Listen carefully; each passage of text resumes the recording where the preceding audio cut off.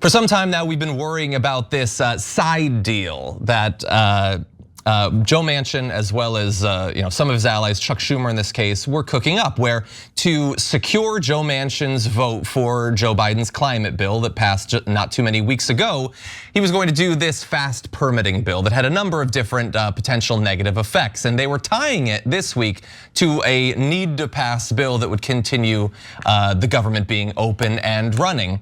And for progressives, this was considered a line that could not be crossed. These things needed to be disentangled, and the progressives actually won. It's not something we get to say too often on the show. I relish it each time it comes up, and in this case, it did work.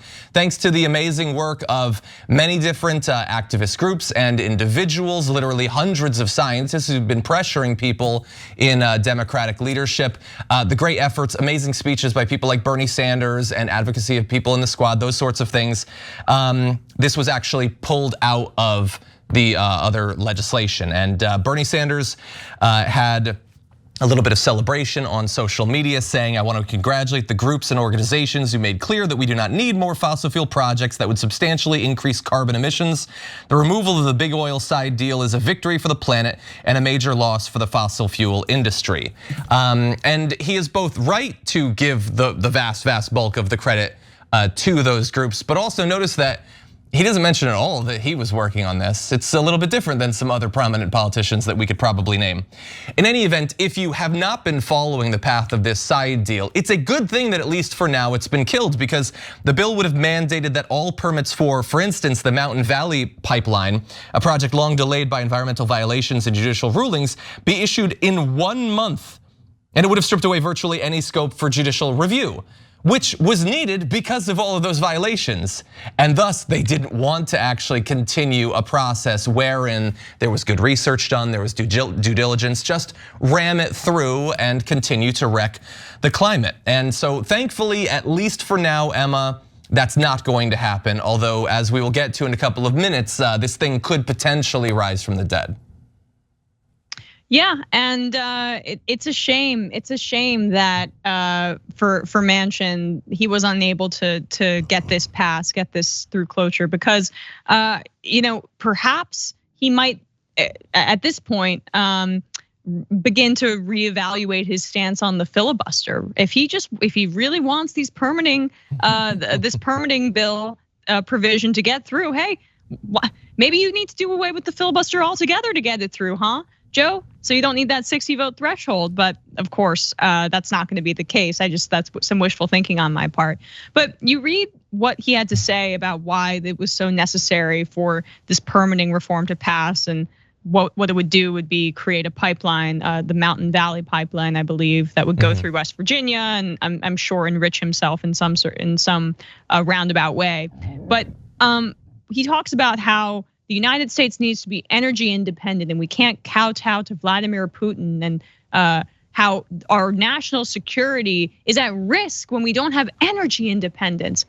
All right, let's do it then. Let's nationalize all of our oil and gas industry and our electric grid. I mean, you're saying, Joe Manchin, that it is way too much of a national security risk for us to not be at the whims of Vladimir Putin or the oil markets internationally, Saudi Arabia, Venezuela, although we don't do business with them anymore for certain reasons. Why don't we just nationalize and then phase out the oil and gas industry altogether so that we don't have to be dependent on this international marketplace? Well, that's not what he's interested in. The reason that he's using a national security interest as a fig leaf for his desires is because this is entirely a self-interested project for himself.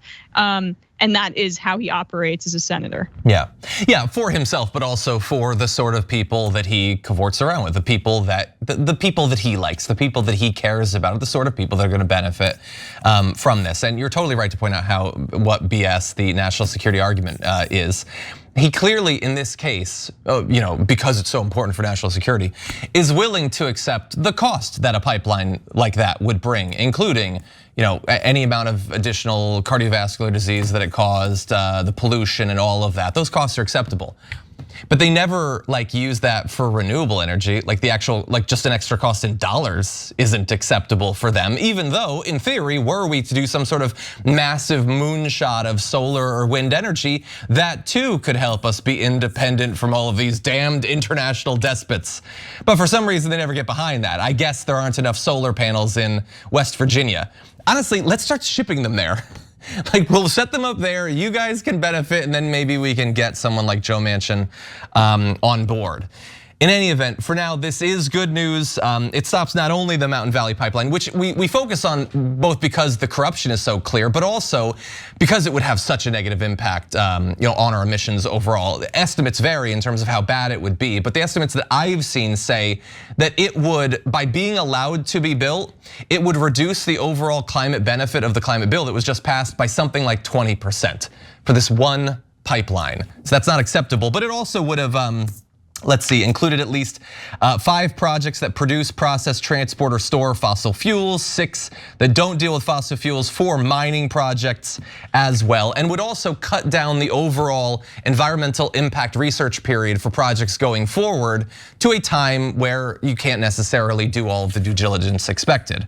The issue though is that we haven't necessarily won totally. Joe Biden apparently still supports this and is willing to look for other vehicles to get it passed. Karine Jean-Pierre just said, I believe it was earlier today, that the president supports Senator Manchin's plan because it's necessary for energy security and to make more clean energy available to the American people. We'll continue to work with him. And so they're gonna do that. And there are a couple different ways that they might do that. Some people are saying they could attach it to the NDAA for when that needs to be passed, a similar tactic to this, which in theory could fail for the same reasons. But they don't even necessarily have to do that. They don't necessarily need all of the Democrats to support this. They can afford to lose some if they can gain some Republicans. And when the topic is fossil fuels, I bet they can figure out a way to get some Republicans on board. But what do you think?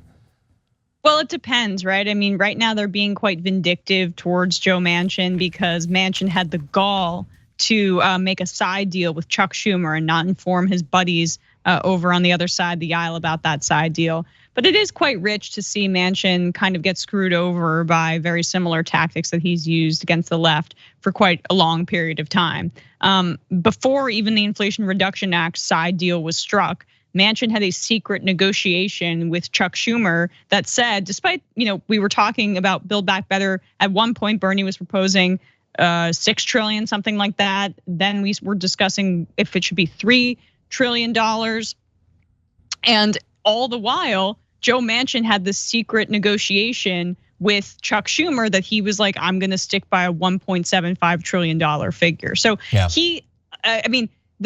He was screwing over and not negotiating in good faith for months and months and months with the leftist side of the aisle in the Democratic Party. And yet now he's whining about not getting Republican support for his legislation and not getting Democrats on board as well for his own pet project. There's only so many times that Joe Manchin can screw over the rest of his caucus in a negotiation and that they completely back him altogether. If maybe he was maybe he would have gotten his pipeline deal if there were, was the child tax credit included, if universal child care was included in what ended up passing as the Inflation Reduction Act, 1/9 of Build Back Better.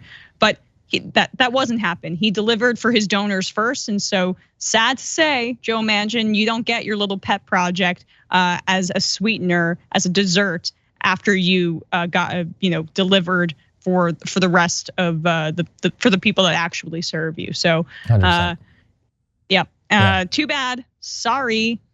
Yeah, 100%. Yeah, and I'm sure right now he's crying himself to sleep on his yacht or something. But I would remind him, if you don't want people to say that some 2 things can be attached and then they actually split them apart at the last minute, maybe don't set the precedent of saying that 2 things can be attached and then splitting them apart at the last minute. That would be my advice to you. Thanks for watching The Young Turks. Really appreciate it. Another way to show support is through YouTube memberships. You'll get to interact with us more. There's live chat emojis, badges. You've got emojis of me, Anna, John, JR. So those are super fun. But you also get playback of our exclusive member-only shows and specials right after they air. So all of that All you gotta do is click that join button right underneath the video. Thank you.